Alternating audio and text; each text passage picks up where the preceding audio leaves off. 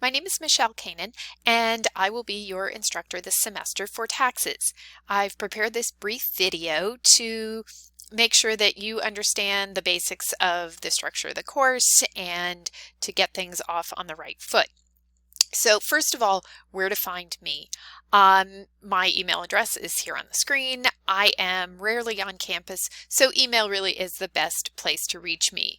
If you're emailing me about the class as opposed to advising issues or things like that, please note that you're emailing me about a class, and I have many of you for more than one class, so if you can make sure to note which class you're emailing me about, that gives me a head start on being able to give you a response. Please do allow me one business day to respond, and I will reach you through your school email. It doesn't mean that you can't use your Gmail, Hotmail, Yahoo, whatever it is that you use. But if you do that, please make sure that you forward your school email account to one of those email accounts so that you don't miss out on important announcements. Each week I will begin with an announcement basically highlighting what's going on for the week.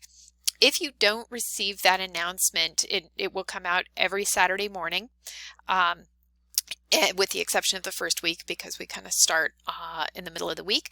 But if you don't receive this announcement from me on Saturday morning, check the settings for your in Canvas for receiving notifications. They are likely off.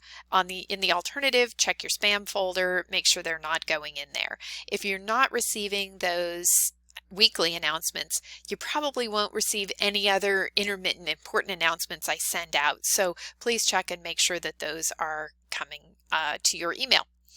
The course format is that each week has its own modules. We've got recorded videos of each chapter questions, there'll be a comprehensive problem, a discussion board post, and you will have a midterm and a final exam. The way that it will be graded is that your chapter questions and homework will receive 35% of your grade. The comprehensive problem is 20%, exams 35%, and engagement is 10%. Now, students often say to me, well, what is engagement? And this is what I used to call kind of attendance and participation, but it really goes a step beyond that. It is possible and at times happens that students don't spend a lot of time on their online classes. They log in, do absolutely the bare minimum, and check out. And I really don't want to encourage that. And what I would like to encourage is, as much as we can replicate an in-class environment, that we do that. So make meaningful discussion board posts. We have a general discussion board set up for questions or difficulties with homework, and so please make sure that you check that. If you can respond to another student, please do so, because we're all in this together. Now, I've made reference to Canvas, and this is where the majority of communication will be made. If there's something individual, I may send you an email, but basically you will find announcements and all the course material you need in Canvas, grades, all of those things. And there is also a Canvas app. If you download the Canvas app, it will ask you for your school. Please make sure to select Community College System of New Hampshire, not River Valley Community College. It will not recognize River Valley Community College. But if you put in the CCSNH, then you will have access to all of your classes.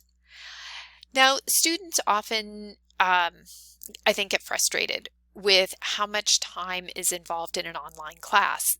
I think the impression is that because there's no in-class required meetings, that students ought to be able to complete this on the fly, you know, here and there between other obligations.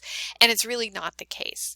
We are required to have at least 6 hours a week of non-class time, whether or not it's an online class. Now, I'm also required to add to that the time you would have spent in an in-person class. So doing the math, you're really looking at maybe 6 to 9 hours a week. And if you try and do that here and there as opposed to actually scheduling chunks of time, you may find that you become overwhelmed really easily. So when are assignments due? Homework is submitted by 11:59 on Friday nights. For those of you who've had me in other classes, this late policy is the same as I have in my other classes, which is that you get a 2-day automatic grace period for any work not submitted on time.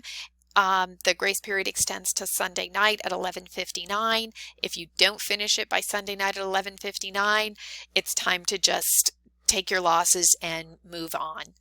I will not grant additional extensions beyond Sunday night unless something really catastrophic has happened. You've been in the hospital, your house burned down, you had a flood, certainly things like that.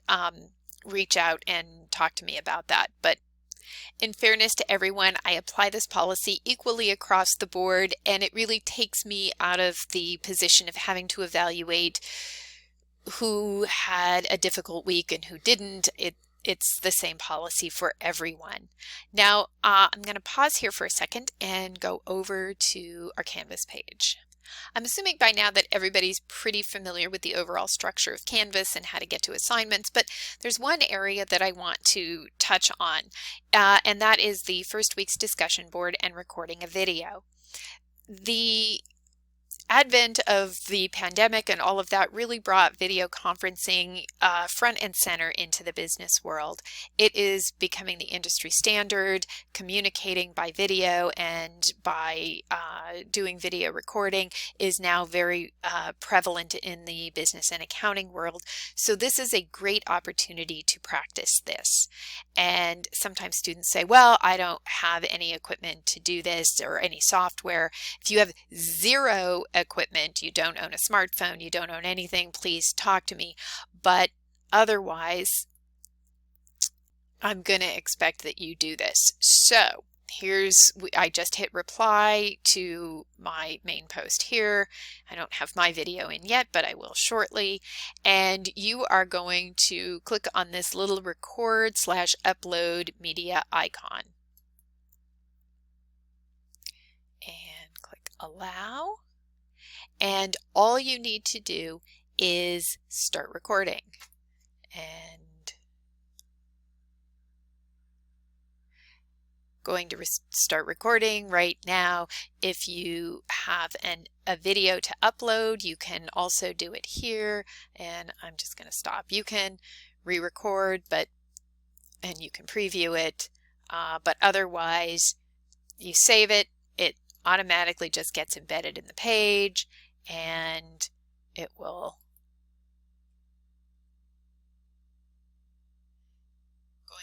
start recording, right? All right, so you get the idea. I will, however, delete this. So that is how you record a video in Canvas, and I look forward to working with you this semester and watching your first Get to Know You videos.